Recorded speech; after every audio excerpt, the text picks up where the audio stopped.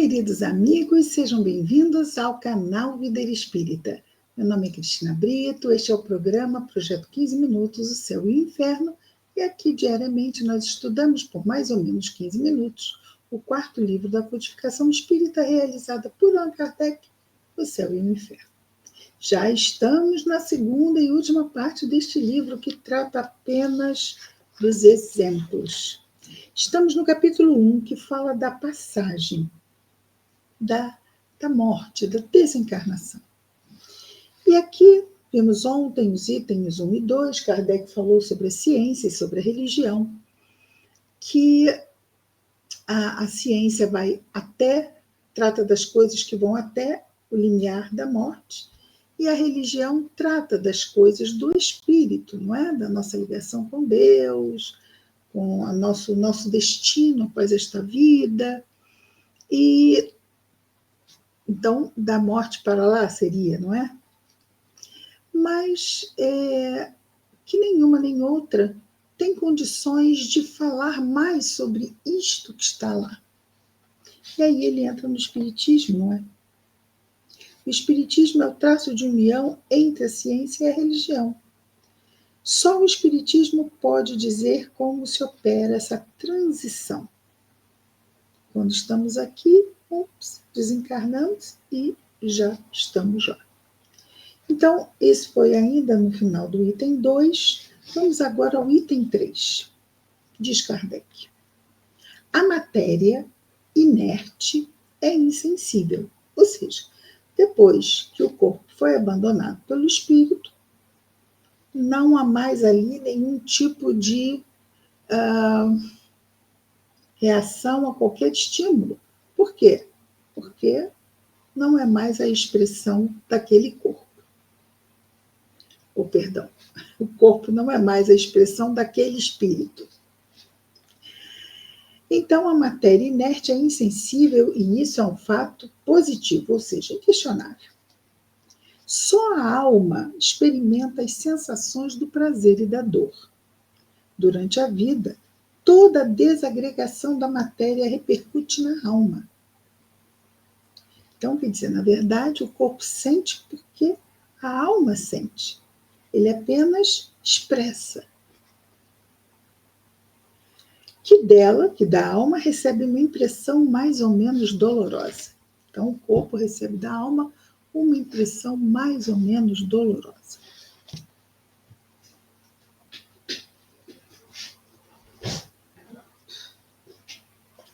Gatos. É a alma quem sofre, e não o corpo. Este não é senão o instrumento da dor. A alma é o paciente. Depois da morte, estando o corpo separado da alma, pode ser impunemente mutilado. Impunemente por quê? Porque não há consequências para o espírito do que o corpo vai sofrer, porque o espírito já não sente mais nada, não está mais ligado àquele corpo. A alma, estando dele isolada, não recebe nenhum dano da desorganização deste corpo, este último que é o corpo. A alma tem as suas sensações próprias, cuja fonte não está na matéria tangível. O perispírito, corpo espiritual, não é? O corpo do espírito, perispírito.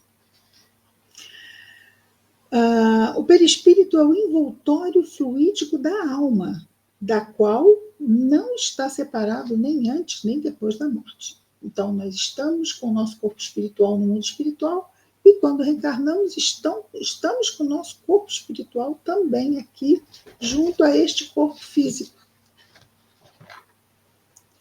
Vamos aí um instante. Gatinhos separados, continuemos.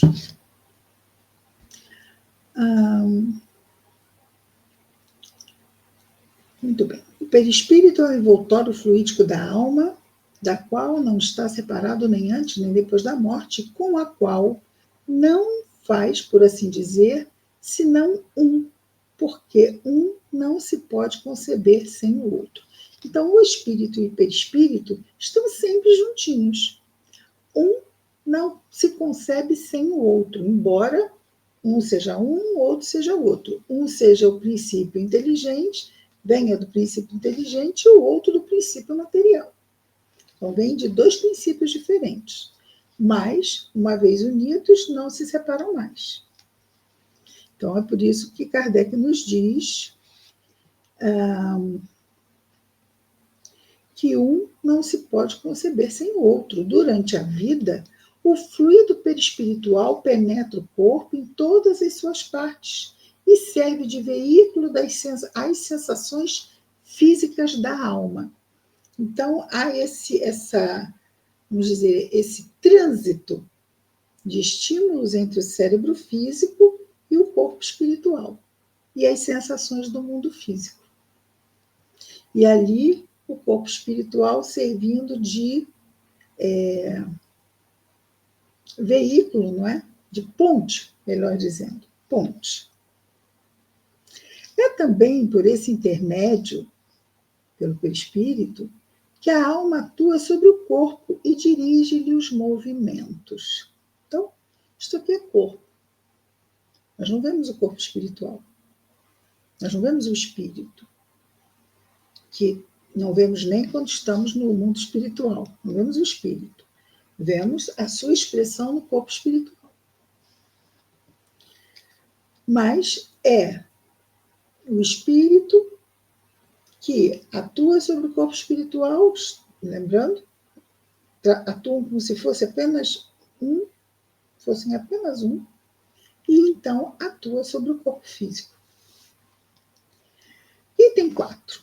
A extinção da vida orgânica pela desencarnação, pela morte. Quem está acostumado, eu costumo falar morte muitas vezes, por quê? Porque nós temos um problema com esta palavrinha. E parece que trocamos de mal em algum momento. Ninguém gosta, não é? Desencarnação é uma palavra que mais suave no nosso entendimento. Morte tem milênios de peso.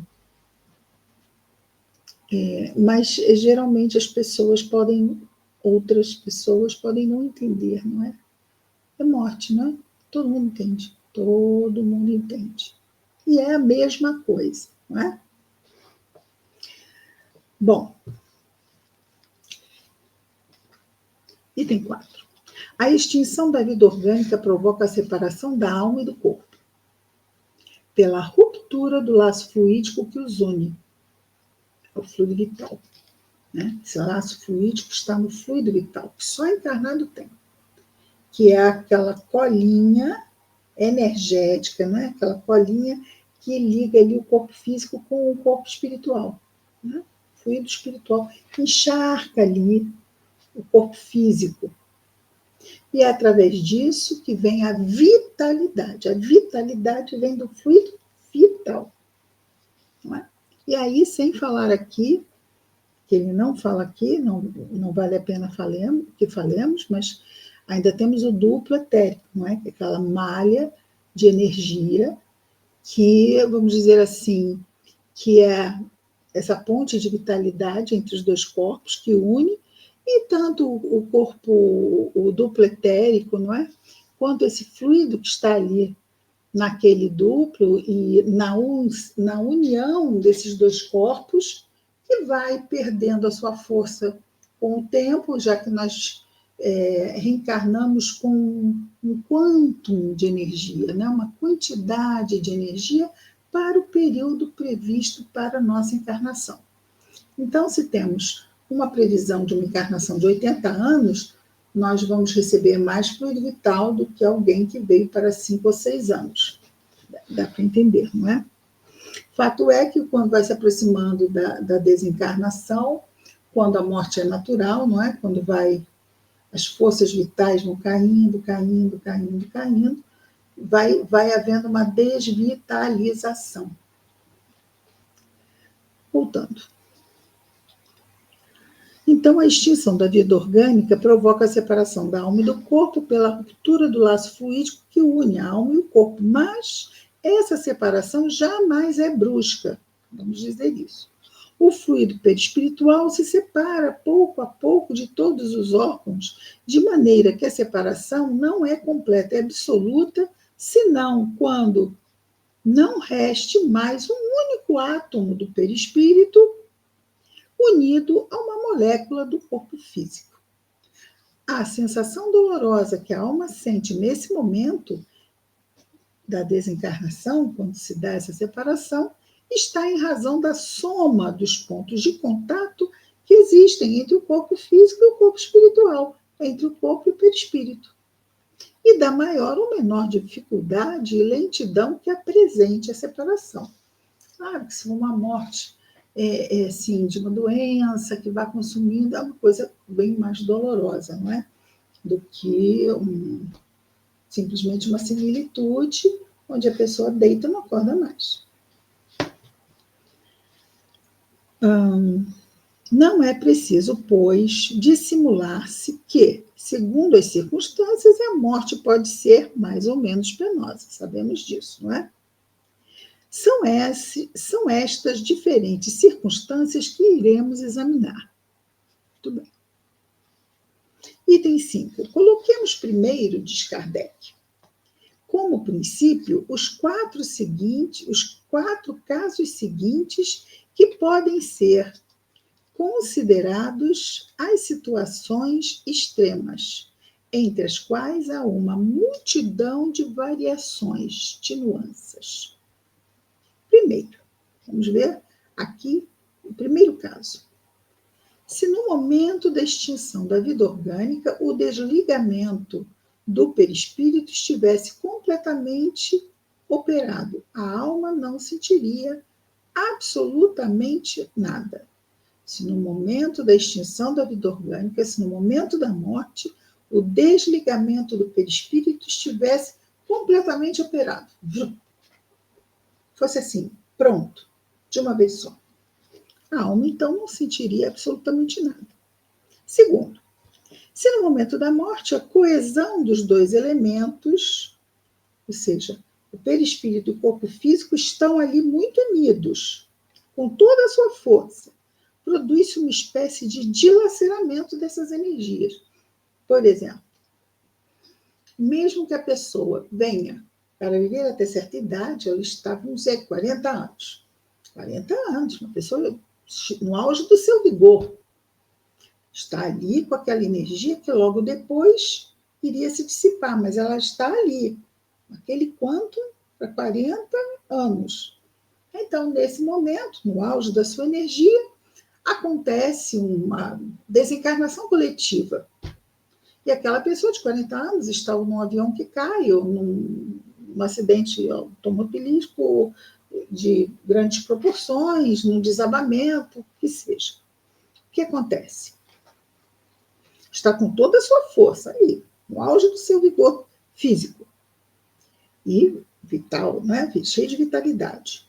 Produz uma espécie de dilaceramento nessa separação, como se arrebentasse, que reage dolorosamente sobre a alma. Então, existe aquele impacto. Terceiro, se a coesão é fraca, a separação é fácil e se opera sem abalo. Então, de novo, existe, vamos imaginar, a pessoa está lá, velhinha, e tem um ataque cardíaco. Tuf! Velhinha. 80 anos não é velhinha, né? Mas vamos imaginar que essa pessoa está no auge, pessoa de 80 anos que está bem, não é? Mas está com 80 anos, já está lá com seu fluido vital, isso caso 1.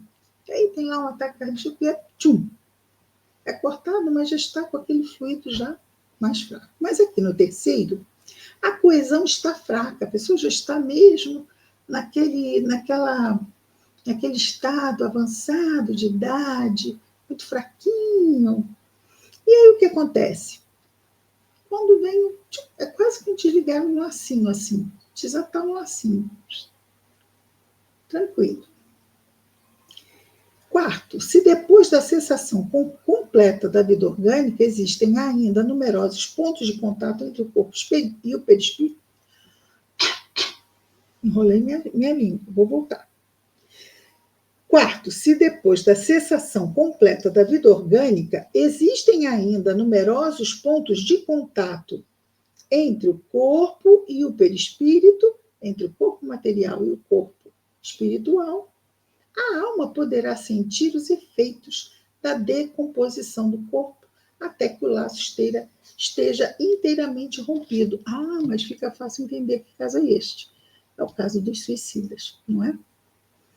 Houve ali o rompimento, houve a desencarnação, mas existem ainda ligações fluídicas em vários órgãos. Então, o espírito, embora o corpo tenha lá sido enterrado, ele ainda se mantém unido. Por quê? Porque ele tirou a própria vida no auge da sua vitalidade, ou enquanto ele ainda tinha vitalidade. Então, ele continua com laços de vitalidade ligando o corpo espiritual ao corpo físico. É um dos dramas mesmo que vivem os suicidas. E isto só para quando? Quando aquela vitalidade for... Ainda tinha mais de 10 anos. É o tempo que vai levar para essa vitalidade. Então, é por isso que os suicidas são levados para aquele departamento das colônias correcionais que atendem suicidas, chamado Vale dos Suicidas, que é só um departamento para que eles possam ficar protegidos ali até que essas energias se desgastem, não é? É um lugar bom, com sofrimento, porque são espíritos muito sofredores, mas é um lugar que os protege.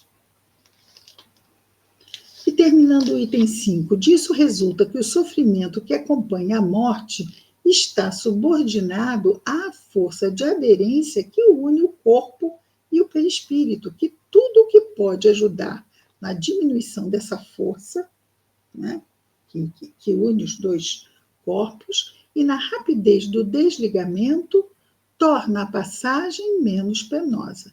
Tudo que possa ajudar a que essa diminuição da força aconteça rapidamente, não é? Torna, então, diminua a força e aumente a velocidade, torna essa passagem menos penosa. Enfim, que se o desligamento se opera sem nenhuma dificuldade, a alma não sente nenhuma sensação desagradável.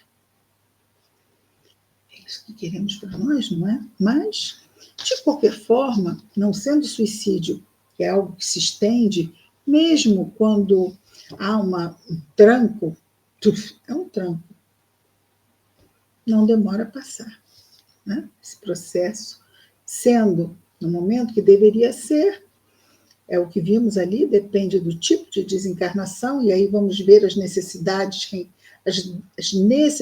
reencarnatórias de cada espírito, que também vão estar presentes no momento da desencarnação, não é? Então, tudo isto fica à exceção o suicídio, porque isto não está no planejamento reencarnatório de ninguém, ok? Isto aí é mesmo decisão infeliz que tomamos, ou que podemos, ou que não deveríamos, mas muitas vezes são tomadas é tomada essa decisão que vai tanto contra o bem-estar espiritual, não é? Mental, espiritual. É isso, vamos ficar por aqui. Semana que vem. Amanhã. Amanhã vamos repassar de novo esses 4. Se tiverem dúvidas, coloquem aqui nos comentários. Então, são 4. Isso é bastante interessante o que Kardec destaca. Porque às vezes a gente pensa, desencarnou, é tudo igual. Não. Depende como é que essa energia vai estar em relação à ligação corpo físico, corpo espiritual. Até amanhã, com mais um Projeto 15 Minutos, o céu e o inferno. Até lá, muita paz a todos.